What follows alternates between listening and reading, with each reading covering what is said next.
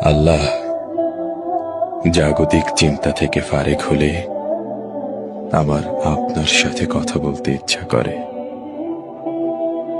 অথচ কোলাহল পেলেই আমি আপনাকে ভুলে যাই।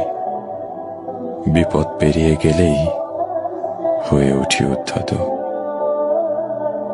নিজের হাসরের দিকে তাকালে দেখি গুনাহের ভারে নুয়ে আছে আমার মিজান। পুলসিরাত পার হব, নেই তেমন কোনো জান। আল্লাহ, গুনাহ করলেও আমি আপনাকে ভালোবাসি। পাপী হৃদয়েও অনুভব করি শুদ্ধতার অনুতাপ। আপনার সাথে আমার কথা বলতে ইচ্ছে করে। আপনি আমাকে হেদায়েত দান করুন, ক্ষমা করুন আমার যাবতীয় পাপ।